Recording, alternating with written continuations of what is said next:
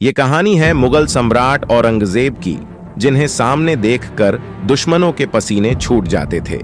जी हां दोस्तों, औरंगजेब जिसने हिंदुस्तान के सरजमी को इस प्रकार विस्तारित किया कि पाकिस्तान, अफगानिस्तान, बांग्लादेश और उत्तर से लेकर दक्षिण तक हिंदुस्तान का हिस्सा बना दिया। चलिए हम आपको बताते हैं मुगल सम्राट औरंगजेब कैसे पूरे हिंदुस्तान पर शासन किया। औरंगजेब आलमगीर वो बादशाह थे जिन्होंने 50 सालों तक हिंदुस्तान पर राज किया।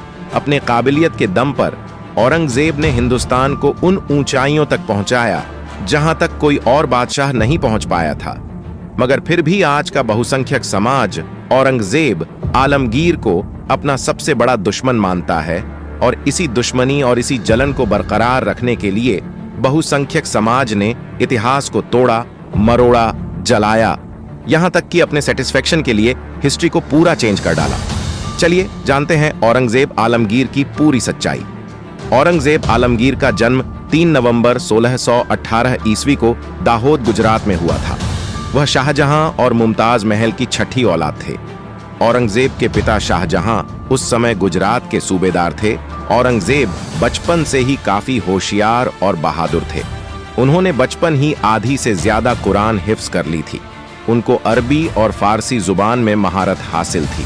सिर्फ 16 साल के उम्र में ही शाहजहां ने सन 1634 ईस्वी में औरंगजेब को दक्कन का सूबेदार बना दिया। उसके बाद वे अपने काबिलियत से गुजरात के सूबेदार बनाए गए। औरंगजेब को काबिल देखकर शाहजहां ने भतकचान और बाल्ख का भी सूबेदार बना दिया। शाहजहां 1657 ईस्वी में ऐसा बीमार पड़ा कि उसका अंतिम दिन चलने लगा। ऐसे में शाहजहां के तीनों बेटों दारा शिकोह, शाह शुजा और औरंगजेब में सत्ता हासिल करने का संघर्ष शुरू हो गया। शाह शुजा सल्तनत छोड़कर भाग गया और फिर औरंगजेब ने अपने पिता शाहजहां को आगरे के किले में कैद कर दिया। औरंगजेब ने अपने पिता को इसलिए कैद किया था क्योंकि शाहजहां ताजमहल बनाने के चक्कर में सल्तनत का सारा खजाना बर्बाद करने लगा था। अपनी आशिकी की सनक में उसने सल्तनत को कमजोर कर दिया था। उसके बाद औरंगजेब ने अपने भाई दारा शिकोह को गद्दारी के जुर्म में फांसी पर चढ़ा दिया। दारा शिकोह एक ऐसा इंसान था जो दीन इस्लाम से दूर जाने लगा था और अपने सल्तनत से गद्दारी करके दुश्मनों में जा मिला था।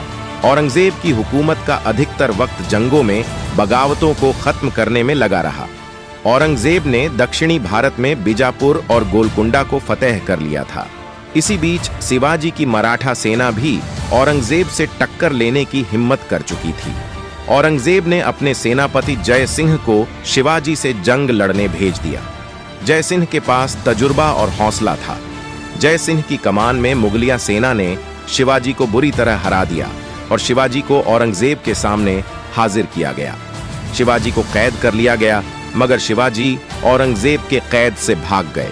औरंगजेब का सबसे मजबूत दुश्मन शिवाजी को ही माना जाता था। शिवाजी के बाद मराठे औरंगजेब को खास चुनौती नहीं दे पाए।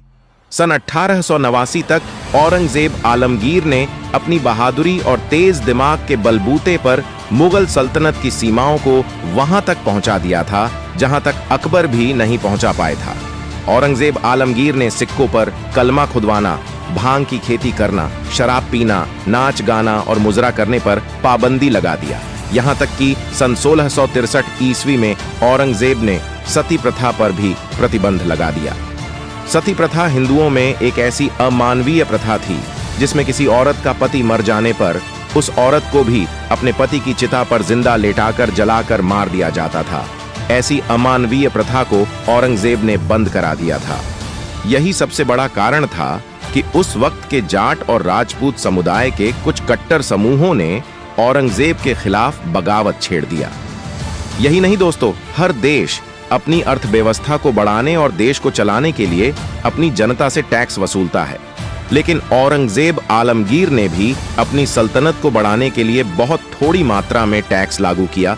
तब भी इस वक्त भारत का जीडीपी पूरे विश्व की 25% थी। औरंगजेब आलमगीर के समय भारत की अर्थव्यवस्था पूरे विश्व में 1 नंबर पे थी। आज के दौर में हिंदुओं का कहना है कि औरंगजेब आलमगीर ने हिंदुओं पे जजिया कर लगाया था, लेकिन ये सब कुछ गलत बताया गया है। दोस्तों, हम आपको बताते चले कि सबसे पहले औरंगजेब मुसलमानों से जकात और बाद में थोड़ी मात्रा में हिंदुओं पे जजिया कर लगाया ताकि भारत की अर्थव्यवस्था पूर्ण रूप से बनी रहे। आपको बताते चले कि जो हिंदुओं पे जजिया कर लगा था वो केवल अमीर लोगों पर ही लगा था और गरीब हिंदुओं को इस जजिया से बाहर रखा था। यहाँ तक कि आज जो ब्राह्मण औरंगजेब को क्रूर बताते हैं, औरंगजेब ने उस वक्त के ब्राह्मणों पर जजिया माफ किया हुआ था। इतिहासकार बताते हैं कि औरंगजेब हिंदुओं से ज्यादा मुसलमानों से टैक्स वसूलते थे।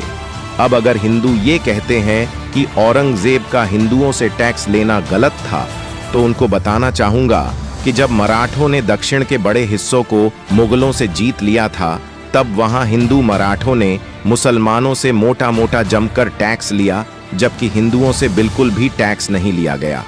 ये असली पक्षपात था जो हिंदुओं ने मुसलमानों के साथ किया था, मगर हिंदू भाई कभी इस भेदभाव के बारे में मुंह नहीं खोलते।